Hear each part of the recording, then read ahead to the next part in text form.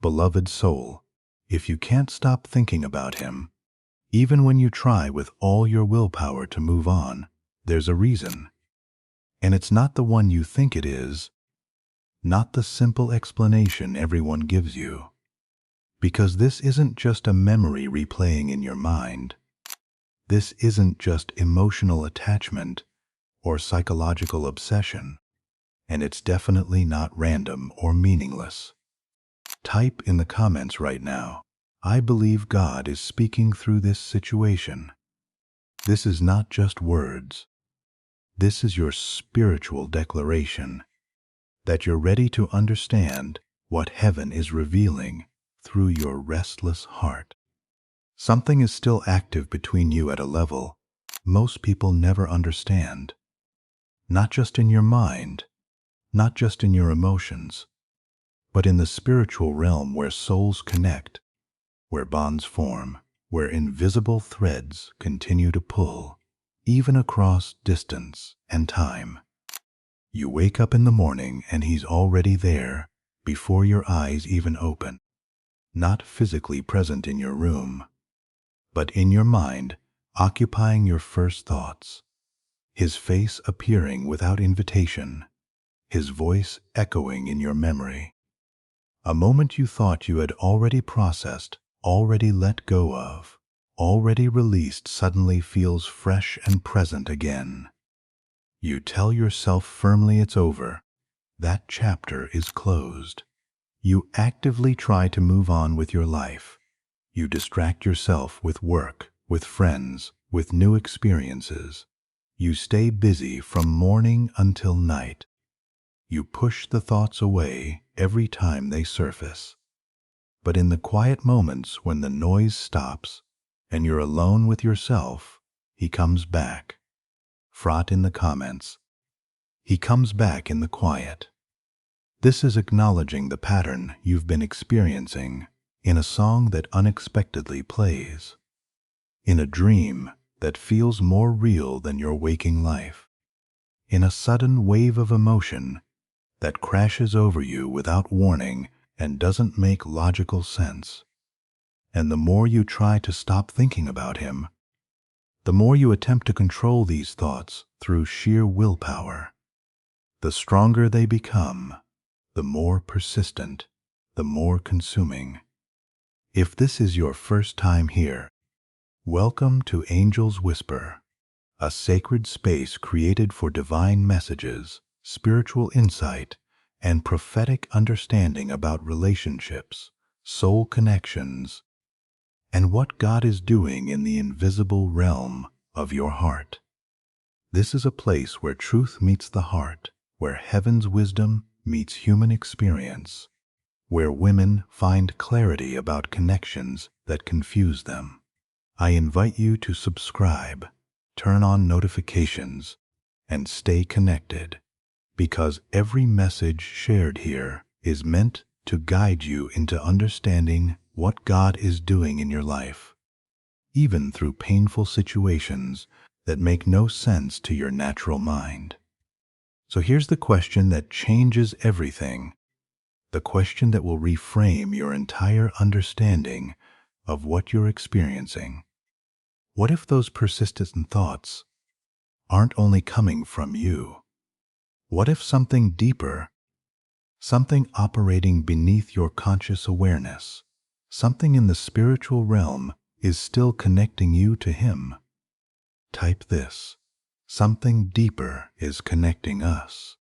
This is opening yourself to spiritual understanding beyond psychology. Divine wisdom teaches us that the human mind and spirit are not isolated, closed systems, that beneath what we see with physical eyes, beneath what we understand with logical minds, there is a shared spiritual space where emotions don't just exist internally.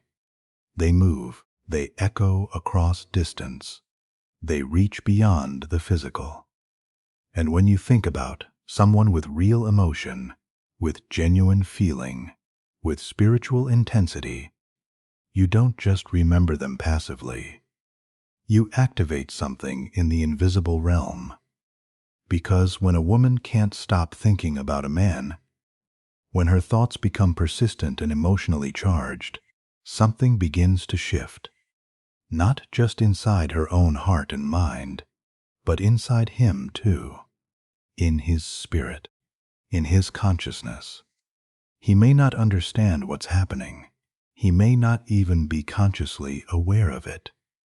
But suddenly, without clear reason, he feels something. A thought of you appears. A pull toward you emerges. A restlessness he can't explain begins disturbing his peace. And this is where it gets spiritually interesting, where heaven's wisdom reveals something most people never discover. Because the more intense your thoughts become, the more emotional weight they carry, the more they start turning into something else. Something that goes beyond simple memory. Something that starts influencing what happens next in ways you can't control or predict. Write boldly, "My thoughts carry spiritual weight." This is understanding the power of focused attention. In this message, you'll discover the 3 things that start happening to him, spiritually and emotionally, when you can't stop thinking about him. And by the end, you may realize something unexpected, something that will completely shift your perspective. That this connection isn't really about him at all. It's about what is still alive inside you, what God is working on in your own heart, what heaven is trying to reveal through this experience. Point 1. He starts feeling you. In the spirit, the first thing that starts happening to him is something he can't explain logically or rationally. He starts feeling you. Not in a clear, obvious way he could articulate to someone else.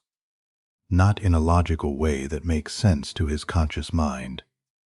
But suddenly, without warning or intention, you begin to appear in his inner world. A thought of you that comes out of nowhere while he's focused on something completely different. A memory he didn't choose to revisit suddenly, playing in his mind. A feeling that doesn't belong to the moment he's currently in. An emotion that doesn't match his present circumstances. Type in the comments, "He feels me even at a distance." This is recognizing spiritual connection beyond physical presence. At first, he ignores these intrusions. He tells himself it's nothing meaningful, just coincidence, just his mind wandering randomly for no particular reason. But the thoughts don't stop. The feelings keep returning. Because when you think about someone with real emotion, with genuine feeling, with spiritual focus, you're not just passively remembering them like reviewing old footage. You're actively recreating them inside you. Every image you replay in your mind. Every moment you relive emotionally. Every feeling you experience again. It gives that person presence in your inner world, in your spiritual atmosphere. And the more consistent these thoughts become, the more frequent and regular, the more intense they become, charged with emotion and meaning. And when something becomes intense enough in the spiritual realm, when enough emotional and mental energy is focused in one direction, it starts to move. Not physically through space, but spiritually, emotionally, energetically across the invisible connections between souls. Route this. Intense focus creates spiritual movement. This is a principle of how the invisible realm operates. Scripture teaches that we are not isolated beings. 1 Corinthians 12:12 says, "Just as a body, though one, has many parts, but all its many parts form one body, so it is with Christ. We are connected in ways we don't fully understand." Deep wisdom about the soul teaches that beneath our conscious awareness There is a deeper layer of reality where emotions don't exist in isolation, where what you feel intensely can resonate beyond your own boundaries. So when you think about someone deeply and repeatedly, when your thoughts carry genuine emotion rather than just idle curiosity, you begin to activate a connection in a way that goes beyond simple memory. And this is where something shifts inside him spiritually, because he may be going through his day completely focused on work, on responsibilities, on other relationships, and suddenly, without warning, he feels something interrupt his focus, a subtle heaviness in his spirit, a random curiosity about you, a pull he can't explain rationally that doesn't fit his current situation or intentions. It doesn't feel overwhelmingly strong at first. It's almost easy to ignore initially, to brush aside as meaningless, but it keeps coming back.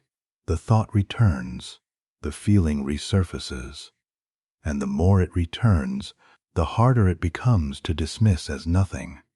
Type this declaration: what I feel spiritually, he feels too. This is understanding invisible spiritual bonds. Sometimes this spiritual movement shows up in his behavior as restlessness he can't quite explain. He checks his phone without a conscious reason, without expecting anything specific. He opens your social media profile without planning to, without deciding in advance. He thinks about texting you. The thought crosses his mind clearly. Then he stops himself, talking himself out of it. Other times, it shows up as emotion that seems to come from nowhere. A sudden nostalgia washing over him. A memory of you that feels more vivid than before, more present, carrying more emotional weight. A strange sense of missing something or someone, even if he doesn't fully understand what or who. And the truth is, he doesn't consciously connect this feeling to you most of the time. His logical mind doesn't make that link. But something in his spirit recognizes it, responds to it. Ecclesiastes 3:11 says God has set eternity in the human heart. There are things we know and feel that transcend logic, that operate in the realm of the spirit. Because before someone reaches out physically, before they take action you can see, something has to move inside them first. And that movement is almost always emotional and spiritual, before it becomes physical and visible. This is why the spiritual shift often starts quietly, in ways you can't immediately observe. Not with a message you can see, not with a clear sign everyone can witness, but with a feeling in his spirit that doesn't seem to belong to his current circumstances, that doesn't fit his present focus. Dropped in the comments. The spiritual moves before the physical. This is understanding divine order. Let me make this real with an example you can relate to. There's a woman who hadn't spoken to someone in months of complete silence. No contact, no messages, nothing visible happening between them. But every evening, without forcing it or obsessing, she found herself thinking about him naturally. Not desperately or anxiously, not with manipulation or control, just consistently, regularly, with genuine emotion. She would remember small things about him and their connection. The way he spoke with that particular tone. The way he looked at her with those specific expressions. The way certain moments between them felt, the atmosphere, the connection, the energy. And over time, those thoughts became more emotional, carrying more feeling. They became softer, deeper, more present in her consciousness.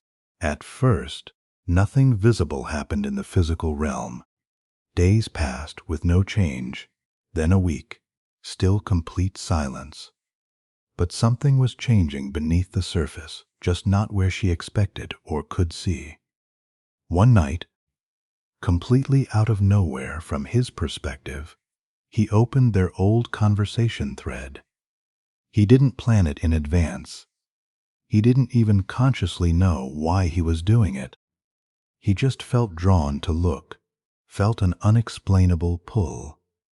The next day he thought about texting her. The thought appeared clearly in his mind. He even typed something casual, crafted a message, and then deleted it before sending, talked himself out of it. Not because he didn't care or wasn't interested, but because he didn't understand what he was feeling, couldn't explain the pull, felt confused by the sudden urge.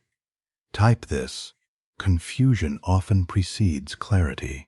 This is how spiritual processes unfold. And later that night, he dreamed of her, not clearly with perfect detail, not dramatically, but she was there in his dream, present in his subconscious mind.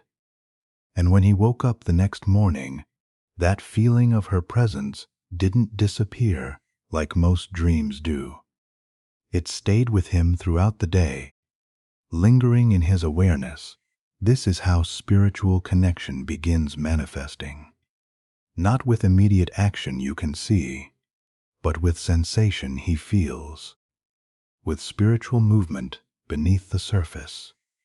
Because before someone moves toward you physically, something inside them has to be activated spiritually and emotionally first.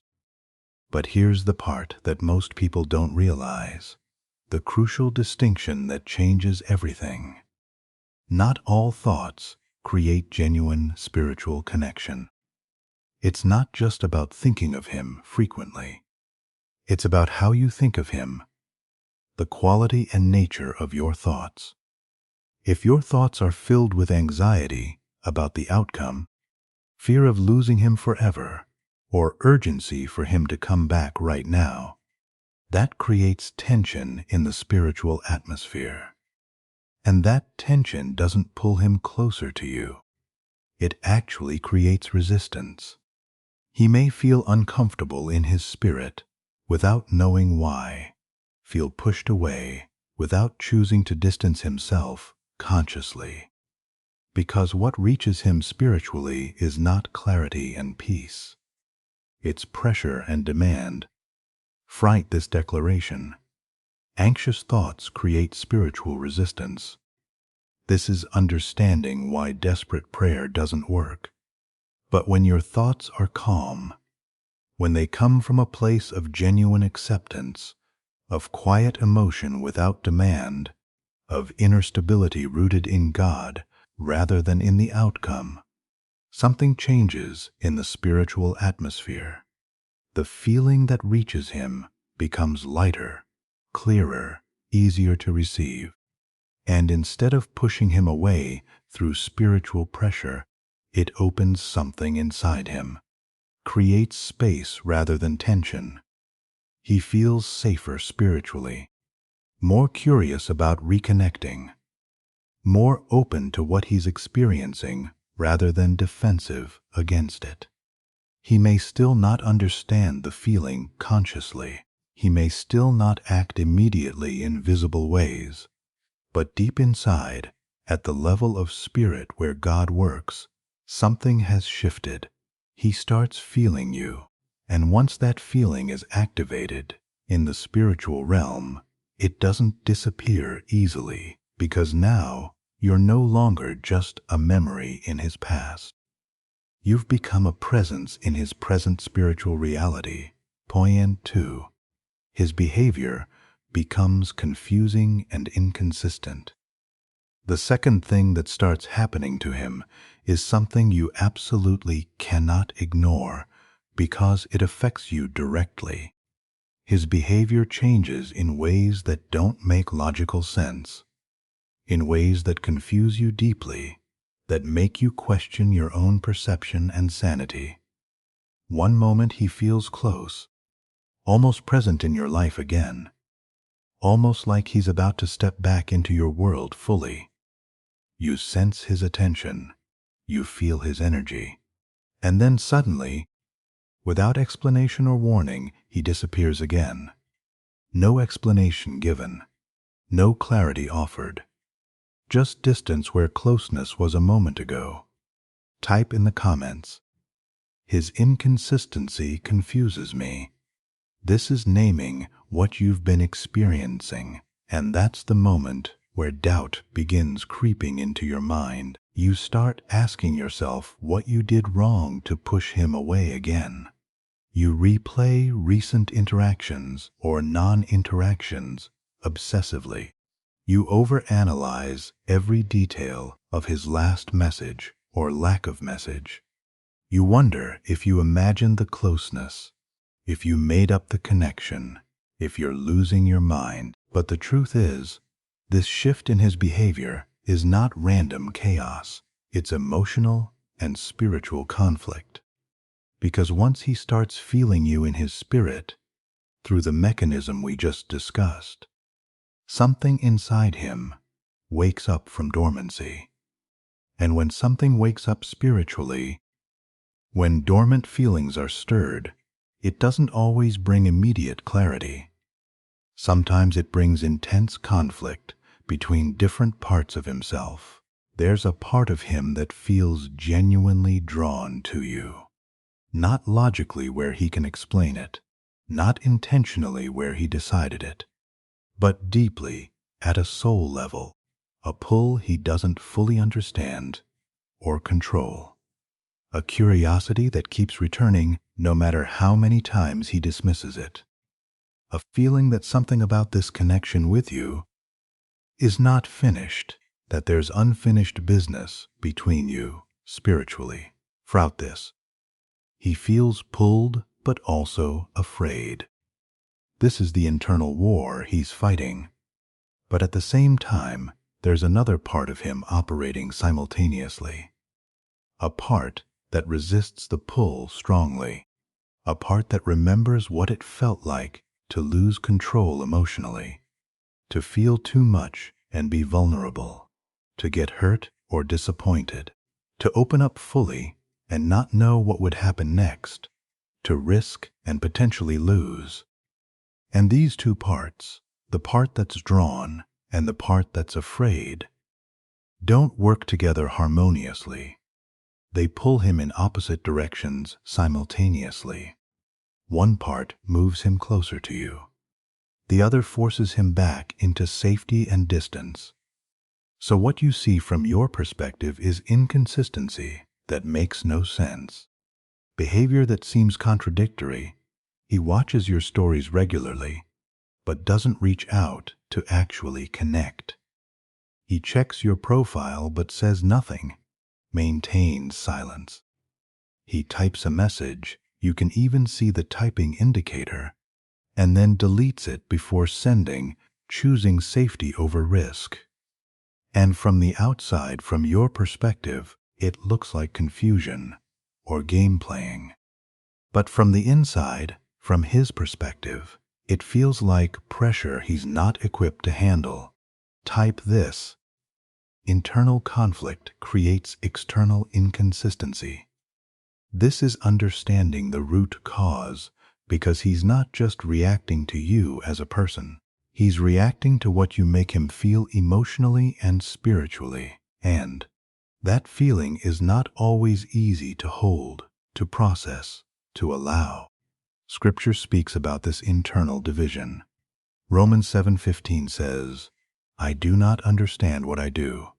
For what I want to do, I do not do, but what I hate I do." This is the civil war that happens inside someone caught between desire and fear.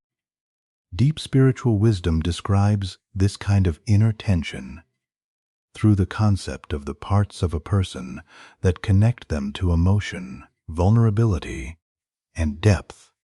The parts that don't think logically but feel deeply.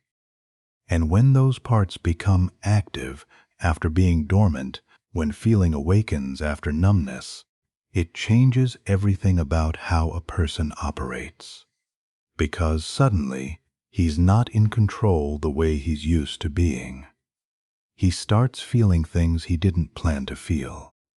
Thinking about you when he doesn't want to. Remembering moments he thought were completely gone, buried in the past. And if he's not used to facing those emotions, if he hasn't developed the maturity to sit with uncomfortable feelings, he pulls away for self-protection. Not because he doesn't care, but because he cares in a way that makes him deeply uncomfortable, that threatens his sense of control and safety. Raft in the comments, he pulls away because he feels too much. This reframes his distance. This is why his behavior becomes unpredictable and confusing from your perspective. Not stable and linear, not easy to understand or predict. Because he's not acting from logic and decision. He's reacting to emotion and spiritual stirring. And emotion doesn't follow clear rules. Spiritual warfare doesn't operate on predictable timelines. Let me give you a real example. There's a man who hadn't thought about someone in months. Everything in his life felt under control, predictable, stable, manageable. Until one seemingly ordinary day, something shifted in the spiritual atmosphere around him. At first, it was small and easy to dismiss. A random thought about her appearing while he was doing something completely unrelated. Then it happened again the next day. And again. He tried to ignore these intrusions, told himself firmly it didn't matter, that it was just his mind wandering back to the past without meaning. But the thoughts didn't feel empty or neutral. They felt alive with emotion. They carried weight. And that's what unsettled him, made him uncomfortable. Because it wasn't just passive remembering. It felt like something active was pulling his attention against his will, like invisible hands turning his mind toward her. Type this. Active pulling feels different than passive memory. This is discerning spiritual dynamics.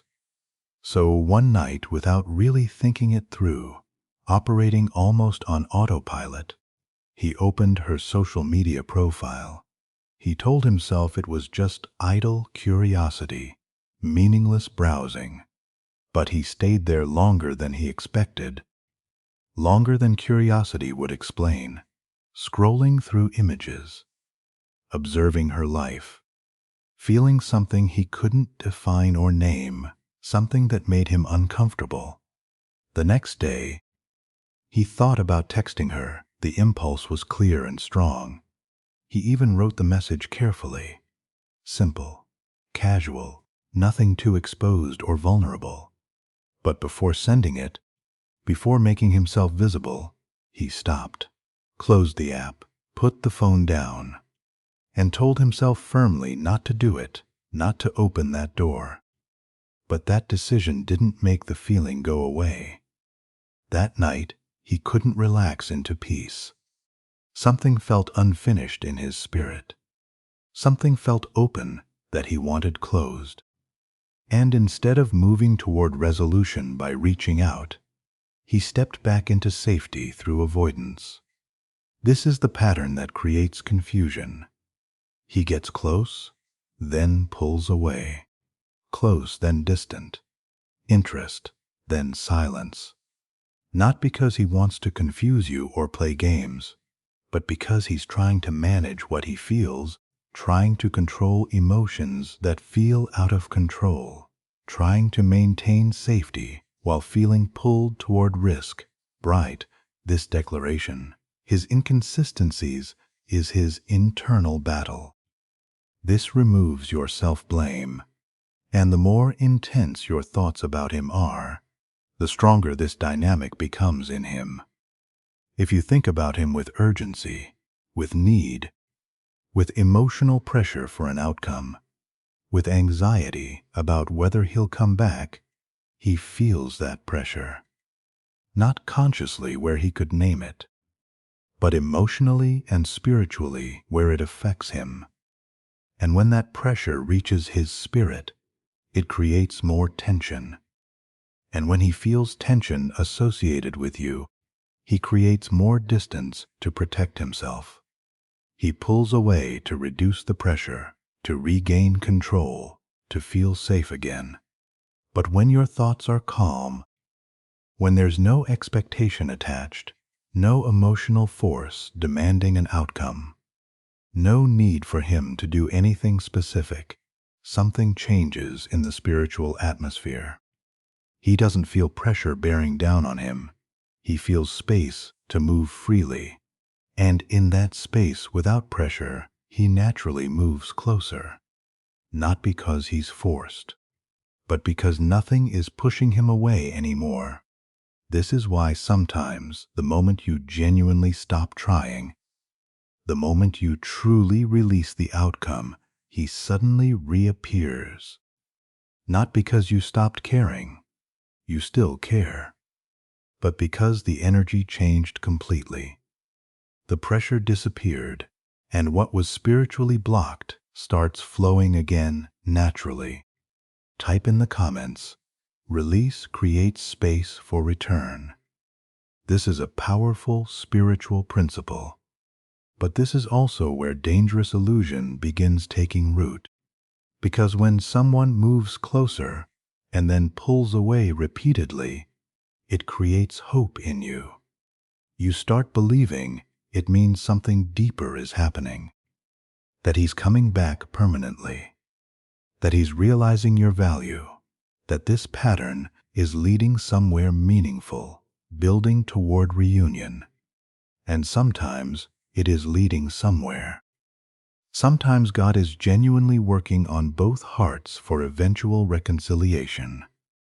But sometimes it's just emotional activation without direction, unresolved feelings without purpose, unfinished energy that needs release, a connection that hasn't fully closed yet, not necessarily a future being built. And this is why it's so spiritually important to see clearly without illusion. His behavior is not a promise from God. It's a signal, a reflection of what he feels internally and what he fears, a display of what is pulling him toward you and what is holding him back from you. So instead of asking, "Why is he acting this confusing way?" ask yourself something different that shifts your perspective entirely. What is being activated inside him and inside me? What is God doing in both of us through this? Because this connection is not just moving him, it's moving you too. It's revealing things in you. It's working on your heart. It's teaching you lessons. And once this push and pull begins, once this pattern is established, it rarely stays hidden. It expands beyond just the two of you. It becomes visible in ways you don't expect. Point 3. Synchronicities appear. Everywhere the third thing that starts happening is something you don't just feel internally. You start noticing it externally, not only inside your own heart, not only in his confusing behavior, but around you, in your environment, in your daily life, in ways that make you wonder if the universe itself is trying to tell you something. Because once a connection becomes emotionally and spiritually active, at the level we've been discussing, it doesn't stay limited to just thoughts in your head or feelings in your heart. It begins to influence the way you see things, the way you interpret moments, the way certain details suddenly stand out to you with significance. Type this: "I see him everywhere." This is the experience of heightened awareness. You hear his name in a conversation between strangers that has nothing to do with him. A song plays on the radio, and the words feel like they describe exactly what you're feeling. exactly what's happening between you. You open your phone randomly, and the first thing you see reminds you of him instantly. You think about him, and then within minutes or hours, something connected to him appears, his name, his favorite team, a place you went together. At first, each incident feels like simple coincidence, just random moments that happen without meaning, without purpose. But when it keeps happening, when the frequency increases, when it becomes a pattern you can't ignore, something shifts in your perception. You start paying attention. You start looking for meaning. You start wondering if God or the universe is trying to tell you something specific. And the more you pay attention to these occurrences, the more you notice them happening. Your awareness becomes heightened. Deep wisdom describes this phenomenon as synchronicity, not just meaningless coincidence, but meaningful coincidence. Moments where your inner world and the external world seem to mirror each other, seem to be in conversation. Brout in the comments. Synchronicities are increasing. This is acknowledging the pattern. But this is where you desperately need spiritual clarity, because not everything you notice is a divine sign with meaning. Sometimes your mind is simply more focused than usual. When someone occupies your thoughts constantly, when they're always in your awareness, your perception naturally adjusts.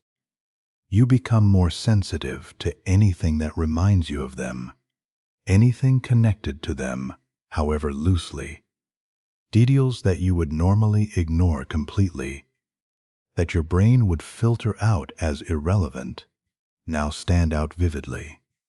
Your brain starts connecting patterns everywhere, giving meaning to randomness, trying desperately to make sense of what you feel internally by finding evidence externally. So what feels like something cosmically significant, something divinely orchestrated and meant to happen, can sometimes be simply perception becoming more active and selective, not divine destiny, just heightened awareness. Proverbs 4:23 warns, "Above all else, guard your heart, for everything you do flows from it." When your heart is focused on something, everything flows from that focus, including what you notice and how you interpret it. Type this: not everything is a divine sign. This is wisdom that protects you from deception. At the same time, not everything is just in your head or just psychological. Because there are moments that feel genuinely different from the others. Moments that don't carry anxiety or urgency. They feel calm, clear, almost neutral emotionally, but meaningful spiritually. And in those calm moments, what you notice doesn't desperately pull you toward him. It doesn't create obsession or demand action. Instead, it shows you something about your own emotions, about your internal state, about what is still open inside you spiritually, or what is finally closing. This is the crucial difference most people miss completely. They think every synchronicity means go back to him, or this is meant to be forever. But often it means something entirely different. It means understand something. Understand what that connection was, what it gave you, what it changed inside you, what it revealed about the way you feel, the way you attach, the way you hold on, the wounds that need healing. Because not every connection God allows is meant to continue permanently. Some connections are meant to activate something dormant in you, to bring something hidden to the surface, to make you see something about yourself you weren't seeing before. And once that happens, once the lesson is learned, once the revelation comes, the synchronicities don't lead you back to the person. They lead you back to yourself. Write this declaration. Some connections teach, they don't last.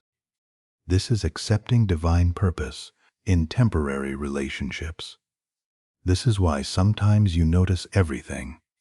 Constant synchronicities, repeated signs, meaningful coincidences, but nothing actually happens in the physical relationship. No message arrives, no return occurs, no clear outcome manifests. And that can feel confusing, even cruel, because it creates the illusion that something is about to happen. It builds expectation, but in spiritual reality, something already did happen, not externally in the relationship, but internally in you. Emotionally, something moved. Spiritually, something shifted. A wound was revealed. A pattern was exposed. A truth became clear. And what you're noticing externally is not a signal about him and your future together. It's a reflection of that internal shift happening in you, that work God is doing in your heart. So, instead of asking, "Is this a sign that he's coming back?" ask a radically different question that changes everything. What is this showing me about myself? What is God revealing to me through this? Because the moment you ask that question, your entire perspective transforms. You stop chasing meaning outside yourself. You start understanding what's happening inside yourself. You stop looking for signs about him. You start receiving revelation about you. Type in the comments, "This is about me, not him." This is the shift that brings freedom. And when that happens, when that perspective shift occurs, something becomes very clear. The connection is no longer controlling you. You're understanding it. You're seeing it for what it really is. Not just something that pulls you towards someone else, but something that reveals something deeper within you. Your need for love, your fear of abandonment, your pattern of attachment, your unhealed wounds. And that's when everything begins to change in your experience. Because what once felt confusing starts making sense. What once felt like something you needed to chase and figure out becomes something you can simply observe. And what once felt like it was entirely about him and whether he'll come back starts bringing you back to yourself and your own healing journey. The revelation. This was always about you, and this is where everything changes, where the entire narrative shifts. Because after all the persistent thoughts, all the intense feelings, all the meaningful signs and synchronicities, you start to see something more clearly than ever before. This was never only about him. Type boldly, "This is about what God is doing in me." This is the truth that sets you free. It feels like it's all about him. Your entire focus feels consumed by him. It feels like everything leads back to him. Your thoughts, your emotions, the way certain moments affect you, the way you interpret signs. It all seems connected to him, and the question of whether he'll return. But when you look deeper with spiritual eyes, when you ask God to show you truth, you begin to realize something profound. What you're experiencing is not just a connection with another person. It's a connection with a part of yourself, a part that's been hidden, a part that needs healing, a part that God is bringing to light through this painful experience. Because every time you think about him, something inside you becomes spiritually active.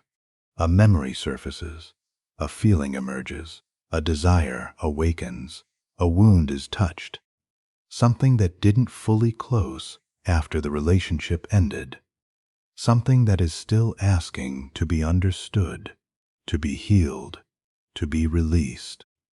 Divine wisdom teaches that relationships are mirrors. They don't just show you who the other person is, they show you who you are when you're with them. How you love, how you attach, how you hold on, how you lose yourself, and sometimes how you find yourself again. Dropped in the comments, relationships are mirrors. This is seeing their true purpose. So, when you can't stop thinking about him, when thoughts of him dominate your mind, the real question is not, why can't I stop thinking about him? The real question is, what inside me is still active because of him? What is unresolved? What needs healing? Because sometimes what feels like love is actually trauma bonding. Sometimes what feels like genuine connection is unfinished emotion seeking closure. Sometimes what feels like destiny is simply something that needs to be seen, felt, and released so you can move forward free. This is why the thoughts keep coming back so persistently. Not to pull you toward him, not to drive you to reach out, but to bring your attention back to yourself, to something within you that hasn't been fully processed, to something that is asking for awareness, for acknowledgement, for healing. 2 Corinthians 10:5 instructs us to take captive every thought to make it obedient to Christ, not to suppress thoughts, but to examine them, to understand them, to bring them into the light. Type this: my thoughts reveal what needs healing. This is using thoughts as diagnostic tools, because once you see what the thoughts are really showing you, once you understand what they're revealing about your own heart, something shifts. The intensity begins to soften. The urgency begins to fade. And the thoughts start losing their control over you. Not because you fight them or force them away, but because you understand them. And understanding changes everything. Because now, instead of being pulled helplessly toward him, you begin to return to yourself. You begin to do the inner work God is calling you to do. You begin to heal what the relationship revealed was broken. And this is the turning point. This is where freedom begins.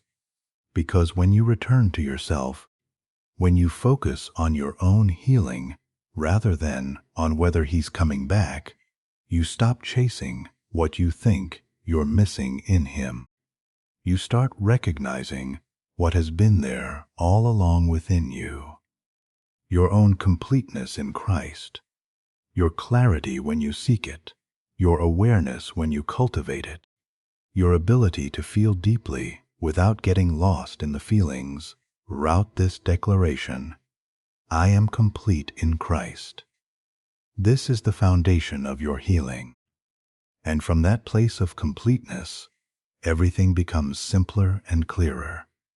If he's truly meant to be part of your life by God's design, he will come back in a way that is clear, without confusion, without inconsistency, without this constant push and pull that exhausts you.